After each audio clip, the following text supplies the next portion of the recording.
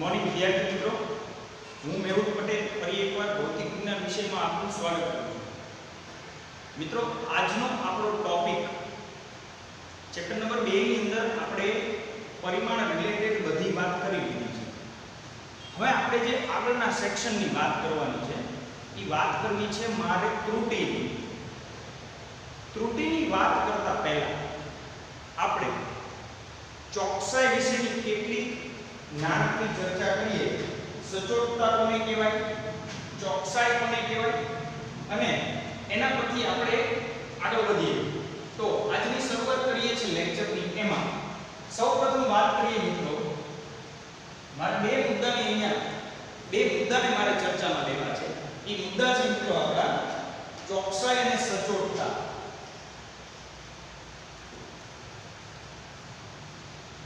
ચોકસાઈ અને સચોટતા, આ બે મુદ્દાની મારે વાત કરવી છે. ચોકસાઈ અને સચોટતા પછી આપણે વાત કરશું મિત્રો ત્રુટિ. હવે સૌપ્રથમ પહેલો મુદ્દો આપણે જોઈએ, ઈ છે ચોકસાઈ. પહેલી રજૂઆત આપણે એમાં જોવી છે, ચોકસાઈ કોને કહેવાય.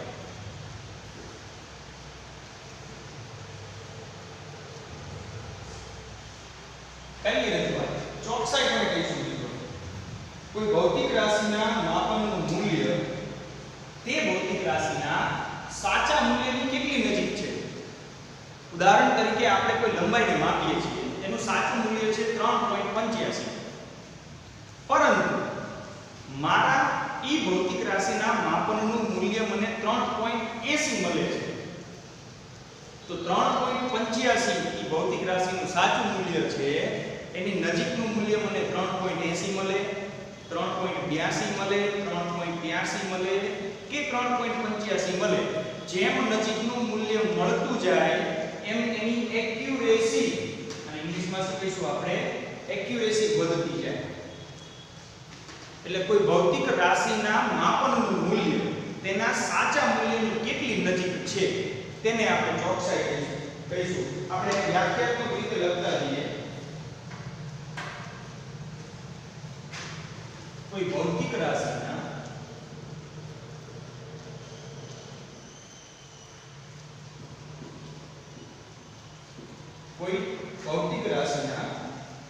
માપનનું મૂલ્ય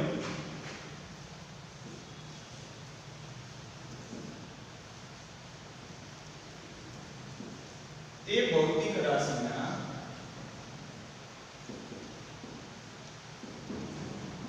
સાચા મૂલ્યની, મેં તમને ઉદાહરણ આપ્યું એમ, તે ભૌતિક રાશિના સાચા મૂલ્યની કેટલી નજીક છે તેને ચોકસાઈ કહીશું.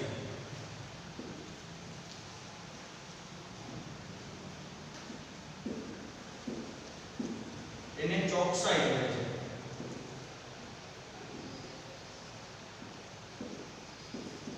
એક્યુરેસી, કેટલું એક્યુરેટ માપન છે કોઈ ભૌતિક રાશિના માપનનું મૂલ્ય.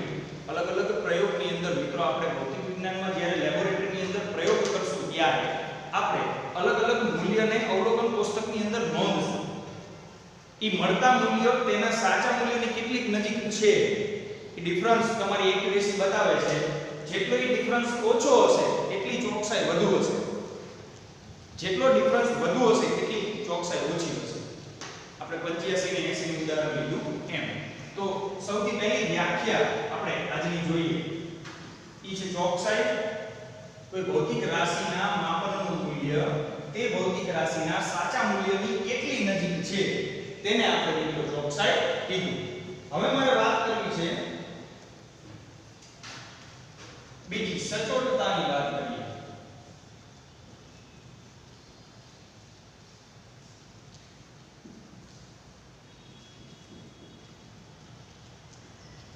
આમ તો સાદી રીતે આપણે જ્યારે સચોટતાની વાત કરતા હોય ત્યારે આપણે કેટલી સીમા સુધી એનું માપન કરેલું છે એની નજીક આપણે ચર્ચા કરીએ છીએ હંમેશા.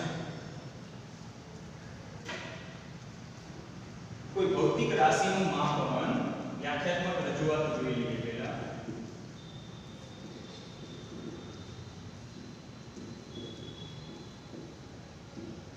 માપન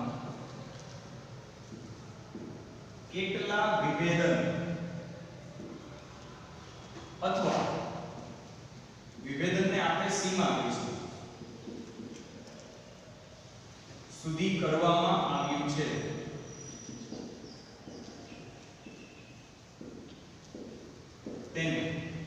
તેની સચોટતા કહે છે.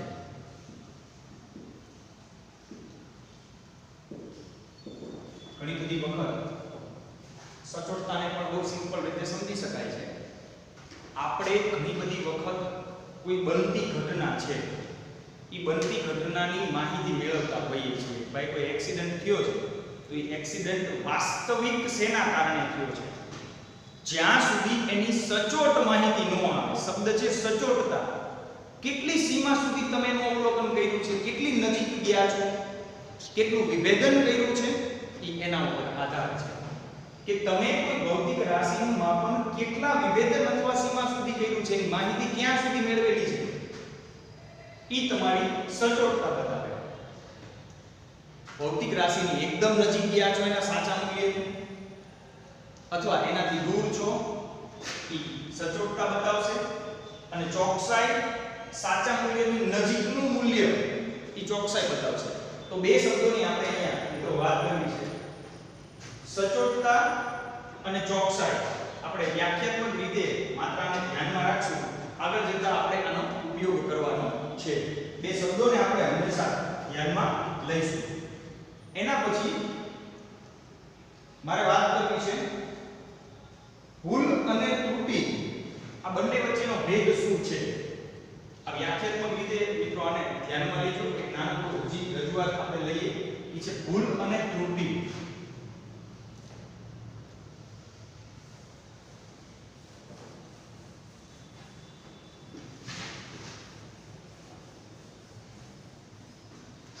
કેટલાક એવા શબ્દો છે કે મારે ત્રુટિ અને એના પ્રકાર વ્યાખ્યાયિત કરવા માટે એને સમજવા જરૂરી છે. એમાં હજી એક નાનકડો પોઈન્ટ આપણે લઈએ ઈ છે ભૂલ અને ત્રુટિ વચ્ચેનો ભેદ જણાવો. આ બાજુ આપણે લખશું ભૂલને અને આ બાજુ લખશું આપણે ત્રુટિને. શું ડિફરન્સ છે બંને વચ્ચે એને મારે નાનકડા બે મુદ્દાથી સમજવું છે. મારે નાનકડા મુદ્દાથી સમજવું છે કે ભૂલ અને ત્રુટિ વચ્ચે શું ભેદ છે. ભૂલની વાત કરીએ તો એની અંદર પ્રથમ મુદ્દો આપણે જોઈશું કે આપણે માપનમાં આપણી બેદરકારી. પહેલો મહત્વનો મુદ્દો છે બેદરકારી.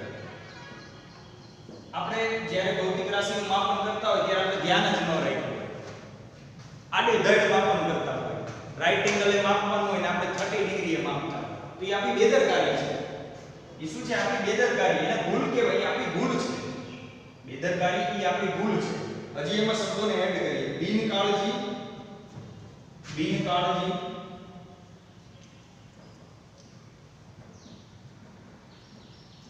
માપનની ખોટી નોંધ,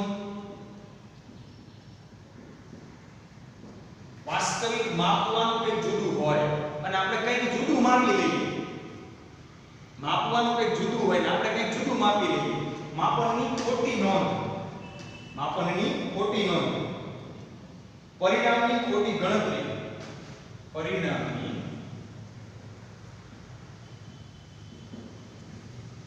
ખોટી ગણતરી. વાસ્તવિક પરિણામ હોય એ આપણે ગણતરીમાં લેતા ન હોય. માપ લેવા માટેની ખોટી રીત, માપ લેવા માટેની ખોટી રીત વગેરે રીતે ભૂલ ઉદ્ભવે છે. ક્યારે ભૂલ ઉદ્ભવે મિત્રો સમજો બરાબર. એક નાનકડા ટોપિક જોઈએ. આપણી બેદરકારી, બિનકાળજી, માપનની ખોટી નોંધ, પરિણામની ખોટી ગણતરી, માપ લેવા માટેની ખોટી પદ્ધતિ અથવા રીત. આના કારણે ભૂલ ઉદ્ભવે. એ બધી આપણી મિસ્ટેક જ કહેવાય. આપણે જે એની ગાઈડલાઈન છે માપન માટેની એને ફોલો કરતા નથી. એ આપણી ભૂલ છે. એટલે આને ભૂલ કહેવાય. આપણે મતલબ સમજવો છે, ભૂલ અને ત્રુટિ વચ્ચેનો ડિફરન્સ સમજવો છે. ત્રુટિ ક્યારે ઉદ્ભવે તો કે આપણે માપનમાં લીધું છે, વર્નિયર કેલિપર્સ મિત્રો માપનમાં લીધી હોય, આપણે સ્કેલ લીધી હોય પણ સ્કેલ વચ્ચેથી વળી ગઈ હોય અને પછી સેન્ટીમીટર માપતા હોય તો સ્કેલ આમ ઊંચી તો સાધન વાપર્યું મેં સ્કેલ એટલે ખામી શેના કારણે સર્જાય, ત્રુટિ શેના કારણે સર્જાય તો કે સાધનમાં ક્ષતિ હોય, સાધનમાં ક્ષતિ હોય અથવા તો સાધન રિલેટેડ અથવા સાધનની મર્યાદા, અવલોકનકારની મર્યાદા એને કારણે ત્રુટિ ઉદ્ભવે. સાધનની મર્યાદા,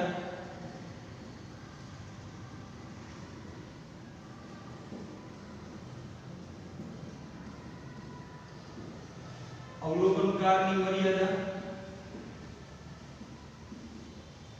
ને લીધે ત્રુટિ ઉદ્ભવે છે. કેવી રીતે? મેં કીધું એમ કાં તો યોગ્ય કેલિબ્રેશન વાળું એનું અંકન કરેલું ન હોય સાધન. તમે લેબોરેટરીમાં આવશો એટલે આને વ્યવસ્થિત સમજી જશો. સાધનની મર્યાદા, સાધનની અંદર ત્રુટિ હોય અથવા અવલોકનકાર ન વાપરે, એ પદ્ધતિ યોગ્ય વાપરતો હોય પણ એને ખુદને પ્રયોગ કરતા ન આવડતું હોય ત્યારે ત્રુટિ ઉદ્ભવે. અવલોકનકાર નવા છે વિદ્યાર્થી મિત્રો, તમે ડાયરેક્ટ કોઈ પ્રેક્ટિકલ ને કરવા જતા હોય પણ તમને એના વિશેનો આઈડિયા જ ન હોય પ્રેક્ટિકલ વિશે, તો તમે ચોક્કસપણે એનું મૂલ્ય મેળવી શકશો નહીં. એને આપણે કહીશું ત્રુટિ મિત્રો. તો એક ડિફરન્સ દર્શાવ્યો કે ભૂલ અને ત્રુટિ શું છે. આપણી બેદરકારી, બિનકાળજી, માપનની ખોટી નોંધ વગેરે વગેરે તમે લેતા જાઓ, માપ લેવાની ખોટી પદ્ધતિ વગેરેને લીધે ભૂલ ઉદ્ભવે છે. જ્યારે સાધનની મર્યાદા અને અવલોકનકારની મર્યાદા, અવલોકનકાર એટલે જે પ્રયોગ કરી રહ્યા છે એની મર્યાદાને લીધે ત્રુટિ ઉદ્ભવે છે. યોગ્ય કાળજી, યોગ્ય આપણે કેર રાખીએ માપનમાં, ચોકસાઈ રાખવાથી, કાળજી અથવા ચોકસાઈ રાખવાથી આ ભૂલને સુધારી શકાય છે. યોગ્ય કાળજી અથવા ચોકસાઈ રાખવાથી મિત્રો આપણે ભૂલને સુધારી શકીએ છીએ. જ્યારે ત્રુટિને ઘટાડવા માટે વધુ વખત માપન, એકને એક પ્રયોગને 5 વખત માપો, એકને એક પ્રયોગને 10 વખત માપો તમે, તો પહેલા પ્રયોગમાં ધારો કે ત્રુટિ આવે, હજી થોડી એક્યુરેસી રાખીએ એટલે બીજામાં થોડું એમાં અપગ્રેડેશન આવે, ત્રીજી વખત માપીએ, ચોથી વખત માપીએ, વારંવાર પ્રયોગનું પુનરાવર્તન કરવાથી ત્રુટિ ઘટાડી શકાય. વધુ વખત માપન તથા માપનનું સરેરાશ મૂલ્ય લઈને, હવે મિત્રો માપનનું સરેરાશ મૂલ્ય એટલે ધારો કે 5 અવલોકનો તમે લીધા છે, 5 અવલોકનો લીધા છે, 5 નું તમે સરેરાશ જો, પછી એમાં ચેક કરો કે શેમાં લઘુત્તમ ત્રુટિ છે, એટલે શેમાં એક્ચ્યુઅલ મૂલ્ય સાચા મૂલ્યથી ડિફરન્સ તમને ઓછો મળે છે. એમ માપનનું સરેરાશ મૂલ્ય લેતા તમને એનો આઈડિયા આવશે. આપણે આગળ જતા સરેરાશ મૂલ્યને સાચા મૂલ્ય તરીકે ગણશું. કોઈ ભૌતિક રાશિના પ્રયોગની અંદર મને એનું સાચું મૂલ્ય ખબર નથી, તો આપણે એનું વારંવાર પ્રયોગનું પુનરાવર્તન કરવાથી મળતા પરિણામોનું નિષ્કર્ષ એટલે કે એનું સાચું મૂલ્ય શું છે એ મેળવવા માટે મારે મૂલ્યોની સરેરાશ લેવી પડે. એટલે માપનનું સરેરાશ મૂલ્ય લેવાથી વધુ વખત માપન કરવાથી જે મૂલ્ય મળે છે તેનું સરેરાશ મૂલ્ય લેવાથી ત્રુટિ ઘટાડી શકાય છે.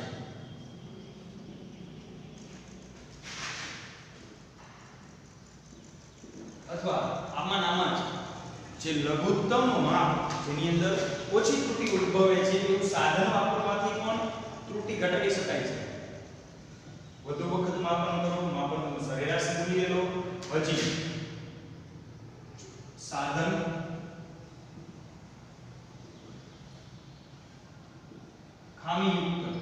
ખામીવાળું નહીં, ખામીયુક્ત વાપરવાથી કરી શકાય છે.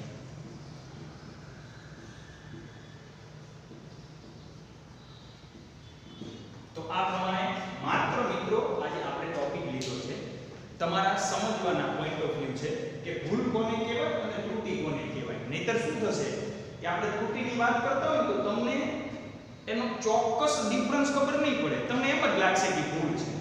વાસ્તવિક રીતે આમાં માઇનોર જ ડિફરન્સ છે. સાધન અને અવલોકનકારની મર્યાદાને કારણે ત્રુટિ ઉદ્ભવે, જ્યારે આપણી બેદરકારી છે, બિનકાળજી છે, યોગ્ય નોંધ ન લેવી, સાચી પદ્ધતિ ન વાપરવી, એના કારણે ભૂલ ઉદ્ભવે છે. એ બધી આપણી ભૂલ છે.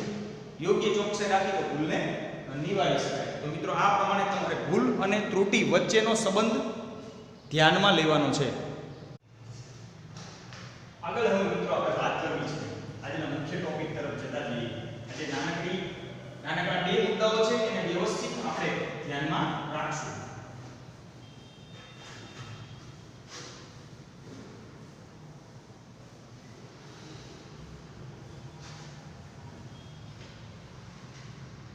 આજનો આપણો મુખ્ય ટોપિક છે મિત્રો ભૌતિક રાશિના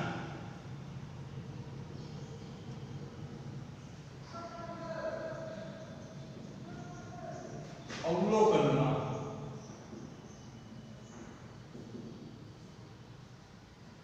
ઉદ્ભવતી ત્રુટિ એટલે શું, તેના પ્રકાર જણાવો. આપણે વાત કરવી છે આજે ત્રુટિના પ્રકાર. તો સર્વપ્રથમ આપણે વાત કરશું મિત્રો ત્રુટિ એટલે શું. એક સામાન્ય આપણે એનો આઈડિયા લઈ લીધો છે કે ત્રુટિ કોને કહેવાય. હવે ત્રુટિને મારે વ્યાખ્યાયિત કરવી હોય તો બહુ સરળ ભાષામાં ભૌતિક રાશિના માપનમાં જોવા મળતી અચોકસાઈ, એને શું કહીશું આપણે, અવલોકનમાં જોવા મળતી અચોકસાઈ, એને આપણે ત્રુટિ કહીશું. એટલે સારી વ્યાખ્યા આપણે મિત્રો ત્રુટિની અહીંયા દર્શાવશું. કોઈ પણ ભૌતિક રાશિના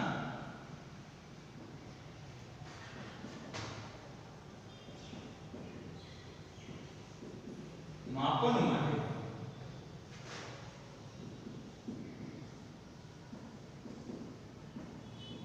ઉપયોગમાં લીધેલા સાધનમાં, આપણે અલગ અલગ પ્રયોગ માટે અલગ અલગ સાધનનો લેબોરેટરીની અંદર ઉપયોગ કરશું. ઉપયોગમાં લીધેલા સાધનથી માપેલા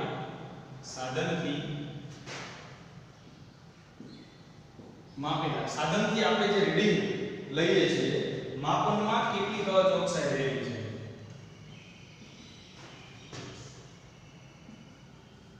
રહેલી અચોકસાઈને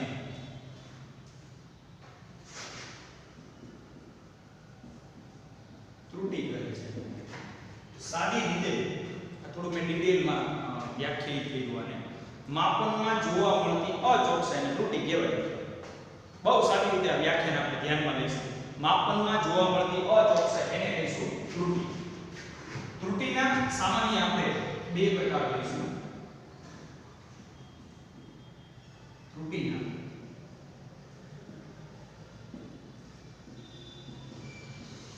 બે પ્રકાર છે. પહેલો વ્યવસ્થિત ત્રુટિ અને બીજું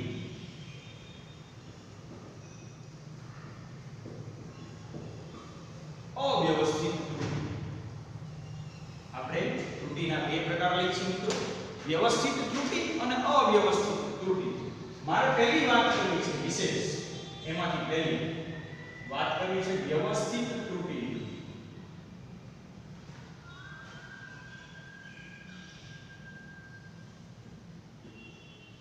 ભાઈ વ્યવસ્થિત ત્રુટિ કોને કહેવાય, મારે પહેલી રજૂઆત જોવી છે.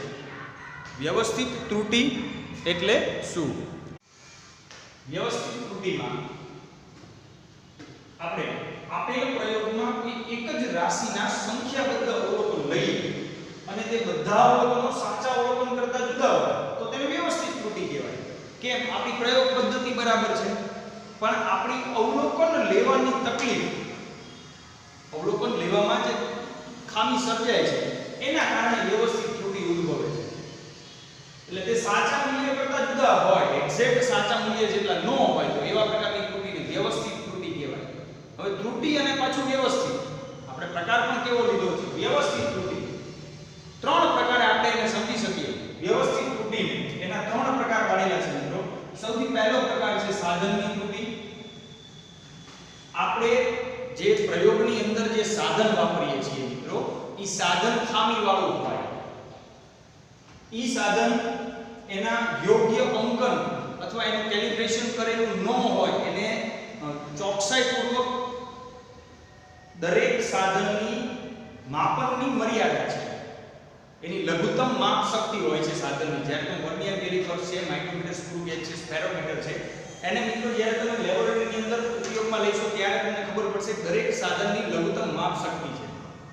જેમાં આપણે જોયું કે મીટર પટ્ટીનું માપન, વર્નિયર કેલિપર્સનું માપન એની લઘુત્તમ માપ શક્તિને અનુરૂપ છે. તો એમ કોઈ ખામીવાળી રચના હોય સાધનમાં, ખામીયુક્ત અંકનના કેલિબ્રેશન કરેલા હોય વગેરેને કારણે સાધનની ત્રુટિ ઉદ્ભવે. એ વ્યવસ્થિત ત્રુટિનો એક પ્રકાર છે.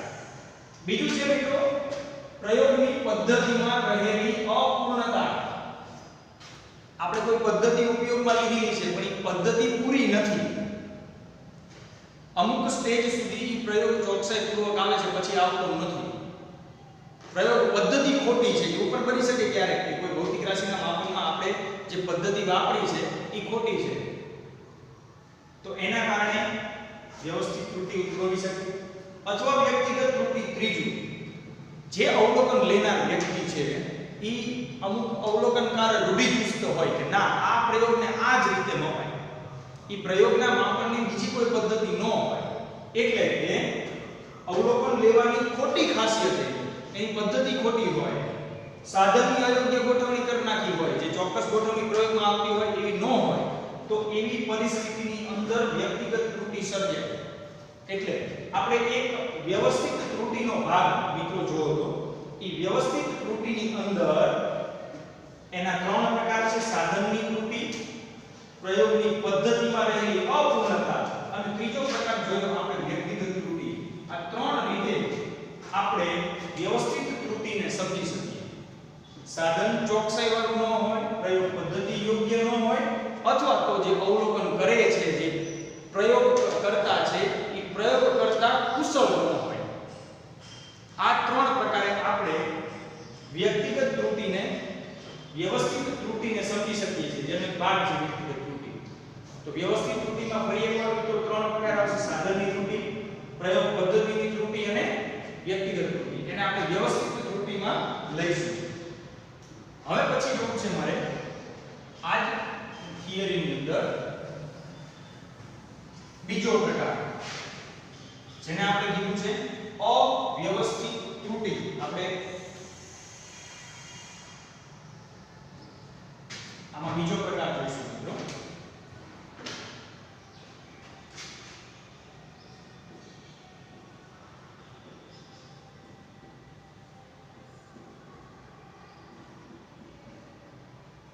તો આને કેવી રીતે સમજીશું?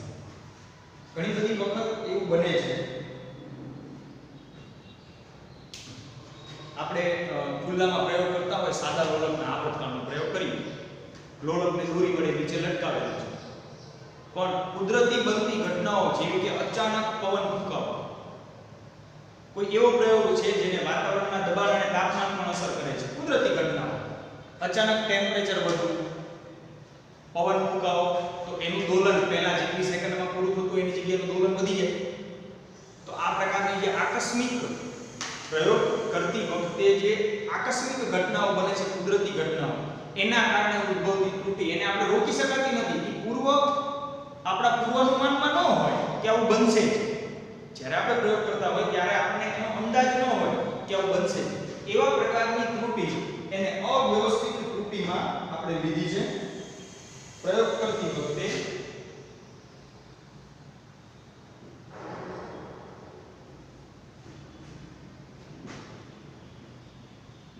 અવલોકન પર અસર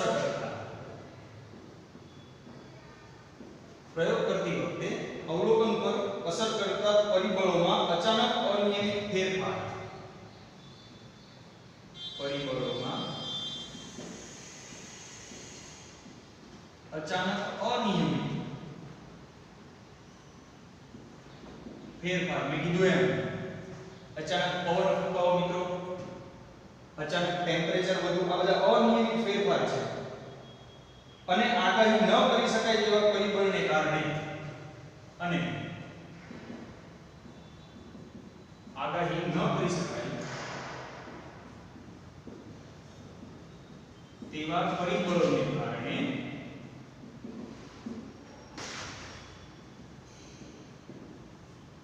ઉદ્ભવતી ત્રુટીને અવ્યવસ્થિત ત્રુટી કહે છે.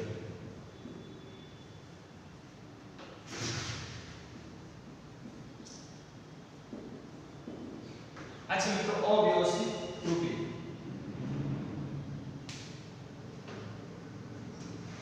આ પ્રકારની ત્રુટી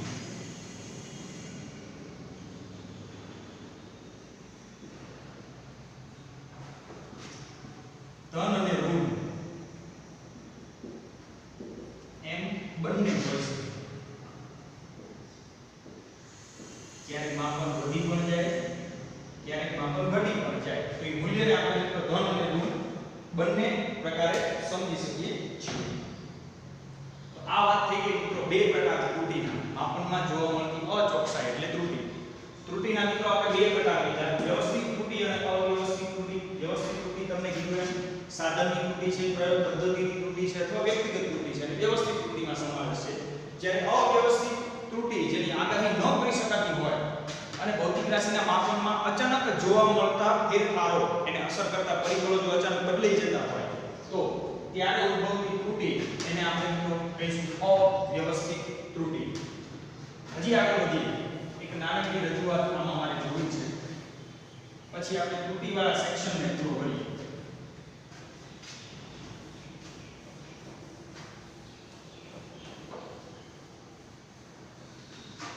ત્રુટીમાં ક્યારેક વ્યાખ્યાત્મક રજૂઆતની અંદર લઘુત્તમ માપ અને લઘુત્તમ માપ ત્રુટી એનો સમાવેશ થાય છે. એનો પણ એક ઉલ્લેખ મારે ઉદાહરણની અંદર દર્શાવવો છે.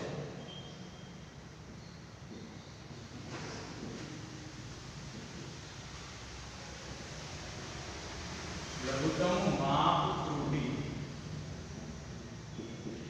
મારે આ બે વસ્તુની મિત્રો ચર્ચા કરવી છે. એટલે ત્રુટીના સેક્શનની અંદર મોટા ભાગની ચર્ચા આપણે આવી જાય. વાત કરીએ હવે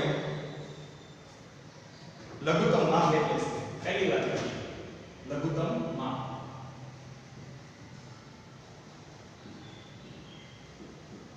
માપન માટે મિત્રો આપણે જે સાધન વાપર્યું છે, માપન માટેના સાધન વડે મપાતું નાનામાં નાનું માપ એટલે લઘુત્તમ માપ કહેવાય. માપન માટે જે સાધન વાપરી છે, આપણે મીટર પટ્ટી વાપરી છે, આપણે વર્નિયર કેલિપર્સ વાપરી છે, આપણે માઇક્રોમીટર સ્ક્રૂ ગેજ વાપરી છે. આપણે અત્યારે નાના નાના માપન રિલેટેડ જ વાત કરશું. એટલે માપન માટેના સાધન વડે મપાતું નાનામાં નાનું માપ એને કહીશું લઘુત્તમ માપ. માપન માટેના સાધન વડે મપાતું નાનામાં નાનું માપ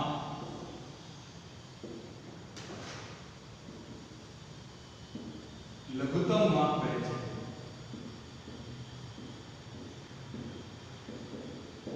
નાનામાં નાનું માપ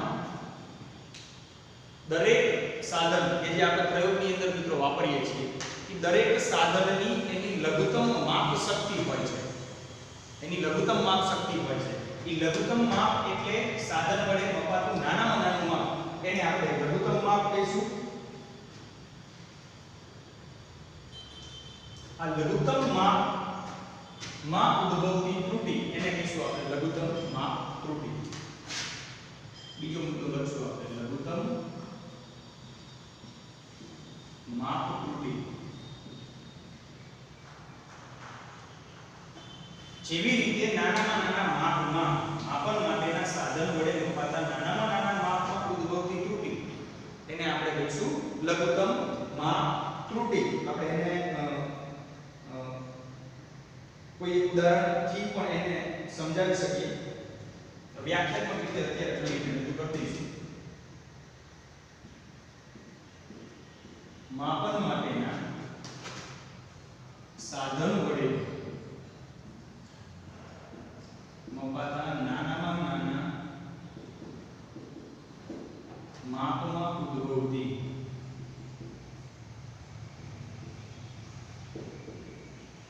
ત્રુટીને લઘુત્તમ માપ ત્રુટી કહે છે.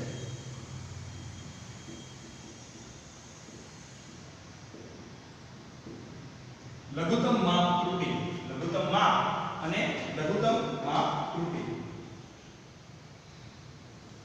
લઘુત્તમ માપ ત્રુટી વ્યવસ્થિત અને અવ્યવસ્થિત એમ બંને પ્રકારે ઉદ્ભવી શકે.